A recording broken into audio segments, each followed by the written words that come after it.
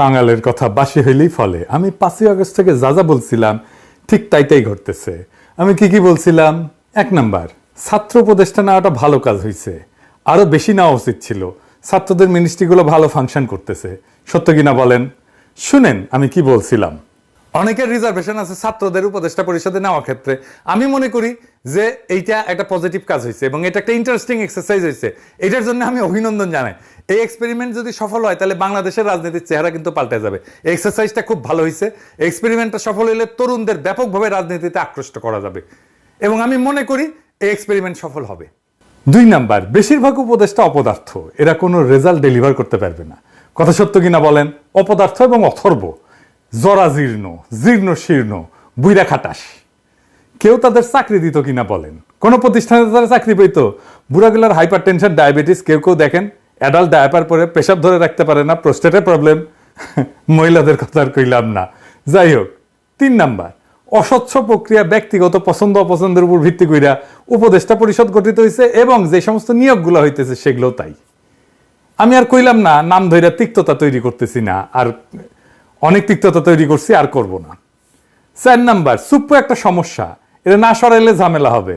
ছাত্ররা কলে বুঝছে পরে। ওয়াকার একটা ঝামেলা, সে বিকল্প ক্ষমতা কেন্দ্র তৈরি করতেছে। আপনি তো দেখছেন স্বামীও এটা নিয়ে লিখছে। আগে কলে আমি যখন কইছিলাম তখন স্বামী আমার উল্টা লিখছিল, দেখেছেন? 6 নাম্বার, আমি বলছিলাম এই সরকার জনপ্রিয়তা হারাইবে, হারাইতেছে।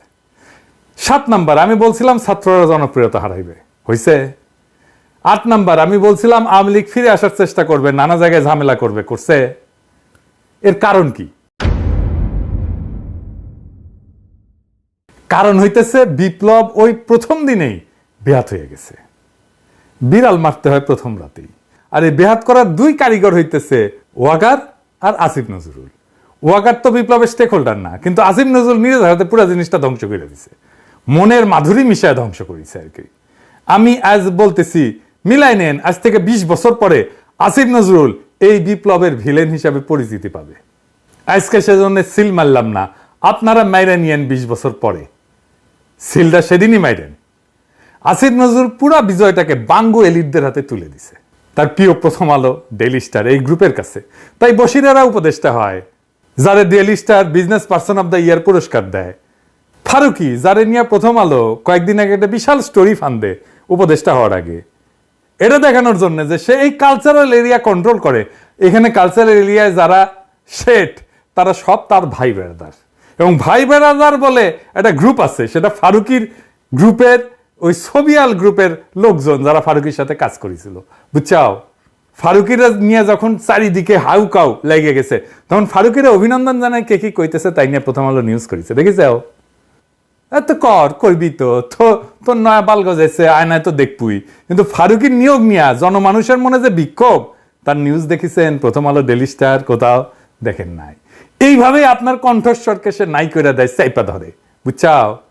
এটাই হইতেছে প্রথম আলো, এটাই হইতেছে ডেইলি স্টার।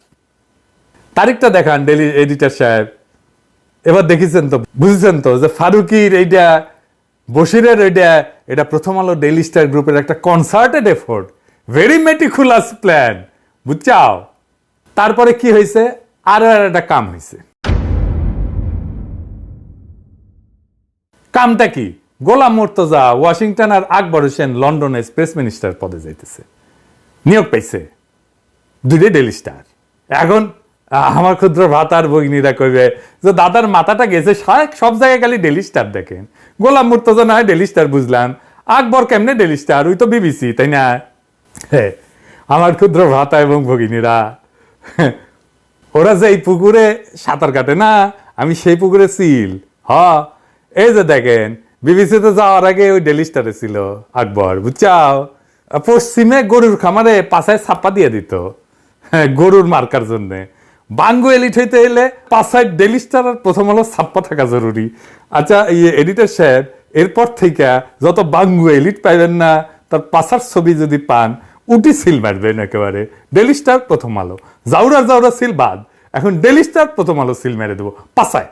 আমাদের এই বিজয়ের ফল ভোগ করতেছে ডেইলি স্টারের সাংবাদিক, যেই ডেইলি স্টার ছাত্রদের দুষ্কৃতিকারী বলছিল আর তাদের নির্মূল করতে হাসিনাকে সাহায্য করবে বলছিল। এই যে দেখেন, মাহফুজা নাম নিজে লিখেছিল। সেই ডেইলি স্টারের সাংবাদিক ছাড়া আমাদের পররাষ্ট্র মন্ত্রণালয় সাংবাদিক খুঁজে পায় না।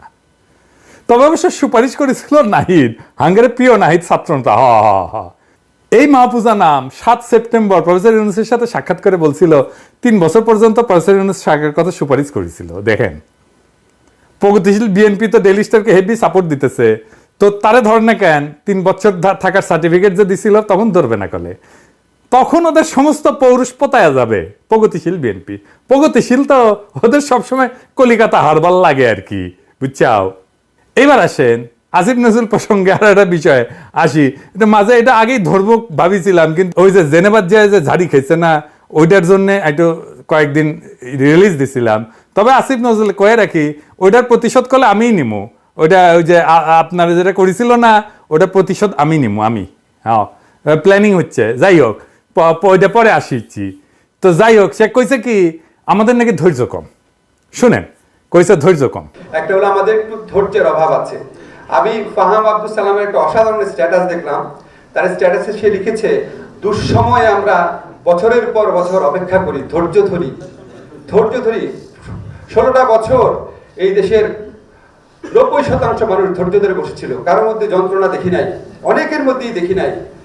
তো তখন এত ধৈর্য ছিল আমাদের, এত এরকম একটা ফ্যাসিস্ট রেজিমকে বছরের পর বছর আমরা ধৈর্য ধরে অপেক্ষা করলাম। এখন আমাদের একটু ধৈর্যটা একটু রাখতে হবে। আসিফ নজরুলের ভাগ্য আসলেই ভালো যে আমি উপদেষ্টাদের গালি দিব না প্রতিশ্রুতি দিছি, নাইলে এমন একটা গালি দিতাম না। আজকে গালির দুঃখে বাসায় গিয়া বালিশ বুকে চেপে কাঁদতে ওই সারাদিন। আচ্ছা বলেন তো, সে কইল ধৈর্য কম। আমরা কোন জিনিস চাইয়া অধৈর্য হয়েছি কোন তো? এই উপদেষ্টারা গালি খাইছে কি জন্যে বলেন তো? আমি কয়ে দিই, আসেন দেখি গালি খাই কি জন্যে। গালি খায় আহতদের চিকিৎসা না করা নিয়ে। আজ আহত ছাত্রদের উপর দিয়া গাড়ি চালাই দিছে স্বাস্থ্য উপদেষ্টা। শোনেন, আমার বানানো কথা না, শোনেন আহত ছাত্রের কাছেই শোনেন, উঠি ছিল, শোনেন ওর কাছেই। উনি রুগী দেখতে আসছিল, ওনার কথা ছিল এখানে যারা বৈষম্যবিরোধী ছাত্র আন্দোলনের রোগী ছিল তাদেরকে প্রত্যেকে দেখবেন, দেখে তাদের চিকিৎসা যদি আরেকটু উন্নত ভালো হয় তাহলে তাকে বাইরে পাঠানোর কথা বলা হবে। আর যাদেরকে এখানে ট্রিটমেন্ট করানো যায় তাদের এখানে একটু ভালোভাবে ডাক্তার করে চিকিৎসাটা করবে। কিন্তু সেই ক্ষেত্রে উনি আসার পরে উনি আপনার 5 থেকে 6 জন রোগী দেখছে। রোগী দেখার পরে উনি চলে যাইতেছেন। আর উনি আসছেন আপনার এই চারতলায় চারতলায় আসছেন। চারতলায় আমাদের এই রোগী দেখতে আসছেন। 3 তলায় আমাদের বৈষম্যবিরোধী ছাত্র আন্দোলনের রোগী আসছিলেন, ওই ফ্লোরেও যাওয়া হয়নি। তারপরে আমরা চলে যেতেছি। তারপরে আমরা কয়েকজন মিলে নিচে নামছি তার সাথে কথা বলার জন্য। ম্যাম, আপনি আসছেন, আসার পরে আপনি 4-5 জন রোগী দেখে চলে যেতেছেন, তাহলে আমরা কি করছি? আমরা তো বৈষম্যবিরোধী ছাত্র আন্দোলন। আচ্ছা, আমি আপনার যে দিন থেকে যে আমার হাত, এই হাতটা আমার এখনো মুভমেন্ট হয় না। আমার হাতে এই ভিতরে যা আঙ্গুলগুলো সব একবারে ফুটে গেছে। ভিতরে হাড়গুলো ভিতরে সব ফুটে গেছে। পরে ওনার কাছে যাওয়ার পরে উনি আমাদেরকে কোনো ভাবতে দিল না, উনি চলে গেছেন। তারপরে আমরা বাধ্য হয়ে ওনার গাড়ি আটকানোর চেষ্টা করছি। গাড়ি আটকানোর চেষ্টা কেন করলাম? তাহলে আমাদের 3 জনকে গাড়ি চাপা দিছে। আমার গাড়ি চাপা দিয়ে আমার একবারে এই গলায় গাড়ির চাকরি নিয়ে আসছে। আরেক ভাইয়ের আহত ভাই, ওনার পায়ে গুলি লাগছে, ওই ভাইয়ের পায়ে গাড়ি তুলে দিচ্ছে। আরে এরকম আমাদের 3 জনকে এরকমটা করা হয়েছে। কিন্তু আসলে আমরা তো বৈষম্যবিরোধী ছাত্র আন্দোলনে আহত হয়েছে, উনি তো আমাদেরকে কোনো পাত্তা দেয়নি। আমরা মনে করেন রাস্তা যে ফুটপাতে মানুষ যেরকম ব্যবহার করেছে, আমরা তার কাছ থেকে একই ব্যবহারটা পাইছি। দেখেন ওর হাতের কি অবস্থা হয়েছে গুলি খেয়ে। দেখেন আর কি জন্য রাগি, আর কি জন্য গালাগালি করিয়ে গেলে। এই যে সামে কাটা মজুমদারদের দিয়ে জনপ্রশাসন চালায়, তাই না? সামে কাটা মজুমদাররা কে নিছে? উপদেষ্টা পরিষদ। ওক নাও লাগবে কে? এই বুড়া খাটাস গুলারে মন্ত্রিসভায় আনা, এটা নিয়ে গেলে, তাই না? আর পিছে মুজিবের ছবি লাগা অফিস করা, প্রত্যেকটা তো করিচ্ছে। আজিম নজরুল নিজেও করিছে। আজিম নজরুলের সমালোচনা করছে ওই যে জামিল রে শিল্পকলা একাডেমির ডিরেক্টর বানাইছে সেই জন্যে। এদের ধৈর্য ধরার কি আছে? ওটা একটা কাম করে, আমরা প্রতিক্রিয়া দেখাই। তো প্রথম আলো ডেইলি স্টারের কাছে 5 বর্গা দেয়, সেই জন্য গালাগালি করি। জামিল আহমদকে শিল্পকলা বসাইছে, ওটা সরায়নি। প্রথম আলো ডেইলি স্টারের সুপারিশে ফারুকিয়ার বসিতে উপদেষ্টা বানাইছে, গালি খাচ্ছে। আর কি বলছি যে আপনারা কোনো স্টেক হোল্ডারদের সাথে কথা বলেন না, আমরা সাহায্য করতে চাইলেও সেটা নেন না। এই তো মানে যে কোনো সরকার চালাইতে হলে তো স্টেক হোল্ডারদের সাথে কথা বলতে হয়। এটা শুধু অন্তর্বর্তীকালীন সরকার না, বা আমরা বিপ্লবের সাথে ছিলাম সেই জন্য না, যে কোনো সরকারকে স্টেক হোল্ডারদের সাথে কথা বলতে হয়। এটা সরকার চালানোর একটা বেসিক ফাংশন। আর কিছু নিয়ে বলছি, কই আমরা ধৈর্য হারা হইলাম? আপনারা একটা ফাউল করেন আর আমরা প্রতিক্রিয়া দেখাই। এখনই হাসিনা স্টাইল শিখে গেছে, দেখেছেন? আর ফার্ম আমাকে কইছে এক্সপেকটেশন কমাইতে হবে। আপনি একটার পর একটা গণবিরোধী সিদ্ধান্ত নেবেন, আর কিছু করা যাবে না। কি মজা! আবার দেখেন কি করছে, অভিযোগ করিচ্ছে হাসিনার দুঃশাসন নিয়ে কোনো কথা নাই সোশ্যাল মিডিয়াতে। শুনেন, আপনারা বিভিন্ন সামাজিক যোগাযোগ মাধ্যমে দেখবেন শেখ হাসিনার দুঃসময়, অত্যাচার, গণহত্যা নিয়ে কোনো কথা নাই। কথা হচ্ছে এই সরকারের উপদেষ্টা কি করছে, হাসনাত কি করছে, নাহিদ কি করছে, আসিফ নজরুল কি করছে, সারাটা সময় এটা নিয়ে ব্যস্ত। গালি না দিয়া থাকতে পারলাম না। সরকারে কি মিয়া আছে না? সোশ্যাল মিডিয়া দিয়ে তাকে থাকেন কে? রাষ্ট্রটা তো হাতে দিয়ে দিছি, এই রাষ্ট্রের রিসোর্স নিয়ে বৈশা আপনারা পাবেন, আর আমরা ঘরের খেয়ে বনের মোস্তারে সোশ্যাল মিডিয়া আপনাকে কামলা খাটবো। তো মিয়া আপনাদের ধ্বজভঙ্গ তো বিয়া বসেছিলেন কেন? আমাদের দিকে তাকে থাকতে হয় কেন? আমরা তো 2 পয়সার ইউটিউবার আর ফেসবুকার, সোশ্যাল মিডিয়া লাগে কেন এখন? হইলে তো ডেইলি স্টার লাগে, প্রথম আলো লাগে, সুশীল লাগে, আর সোশ্যাল মিডিয়াতে তখন হাঙ্গারে লাগে না? বাহ কি মজা! হাতে তো আর্মি দিছি, পুলিশ দিছি, প্রশাসন দিছি, আন্তর্জাতিকভাবে গ্রহণযোগ্য একটা নেতাও দিছি, হাসিনারে লাথি মেরে ভেগা পাছার নিচে তো শেয়ার দিছি নাকি? এক ডাকে হাজির হবে এরকম কয়েক লাখ আগুনের মতো পোলা পানো দিছি, তাও আপনার সোনা বাকি খারায় না কে? হ্যাঁ, প্রথম আলো ডেইলি স্টারের যে গোয়াতে দেন ওটা থেকে সার্ভিস নিতে পারেন না? এখন সোশ্যাল মিডিয়া লাগে, এখন ধন মিয়া। হ্যাঁ, কিন্তু ঠিকই দিবেন প্রথম আলো ডেইলি স্টারে। আরে বেটা নিজেরে জিগা কেন পাবলিক সে 5ই আগস্টের পর থেকে একটা দিনও ভরসা রাখতে পারছে না তোদের উপরে? সকালে এক দুশ্চিন্তা তো রাতে আর এক দুশ্চিন্তা। আমাদের কি করা উচিত? আমরা তো বছরের পর বছর এই ফ্যাসিবাদের নিপীড়নে নিষ্পেষিত হইছি, দেশ ছাড়া হইছি। আমাদের তো তোদের বসে নাকে তেল দিয়া ঘুমানোর কথা ছিল, অথচ বিজয়ের আনন্দটা পর্যন্ত আজ পর্যন্ত উপভোগ করতে পারলাম না। আমরা তো তোদের পাশেই ছিলাম, আছি তো এখনো। মাইরা কেইটা তামা কইরা ফেলার কথা না? আওয়ামী লীগ রে শিকড় শুদ্ধ ফ্যাসিবাদের বিষ বৃক্ষ উপরে ফেলার কথা না? তোর যা করা সেটা না কইরা রাত বিরাত ওই মতির দণ্ডে তেল মালিশ করতে যাস কে?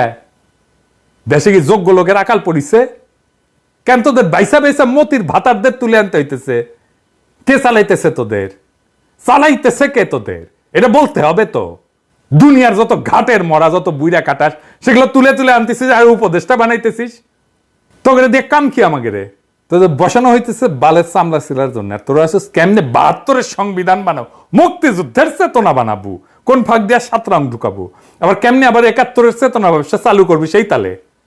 হাসিনারে কাউন্ট করি নাই, মোদিরে গোনায় ধরি নাই, জান লড়াই যুদ্ধ করছি, দিন রাত মানি নাই, পরিবার মানি নাই, দেশ মানি নাই, চইলা গেছি, ছাইরা দিছি দেশ ছাইরা রিফিউজি হয়েছি। বাচ্চারা যখন কাতারে কাতারে জীবন দিছে না, তখনই নিজের জীবনটা দিয়ে দিছিলাম। এটা এক্সটেনশন লাইফ চলতেছে, জয় দিন চলে। জানের মায়া কলেন নাই আমার। আমি এখন জানতো মারা, আমার মতো এরকম প্রচুর জ্যান্ত মরা আছে, জীবন দিয়া দিতে এক মুহূর্ত ভাববো না। আমার মতো এরকম হাজারো পিনাকি আছে যারা বুকের ভিতরে আগুন জ্বালায় রাখছে। শত শহীদের রক্তের বিনিময়ে পাওয়া বিপ্লব যদি ধ্বংস হয় না, শহীদের রক্তের কসম বুকে মাইন বান্দা আমি অন্তত একটা উপদেষ্টার গায়ের উপরে ঝাঁপায় পড়বো, জয় বাংলা করে দেব নিজের সাথে তোদের। বাকিগুলারে আপনারা দেখে নিয়েন, আর তাদের দেখার জন্য অন্য লোক আছে। এলিটদের জাউরামো বাংলাদেশে চিরতরে বন্ধ করতে হইলে এই ছাড়া আর কোনো উপায় নাই। তবে ঝাঁপায় পড়ার আগে আকাশ বাতাস বিদীর্ণ কইরা স্লোগান দিবেন কলে, ইনকিলাব জিন্দাবাদ।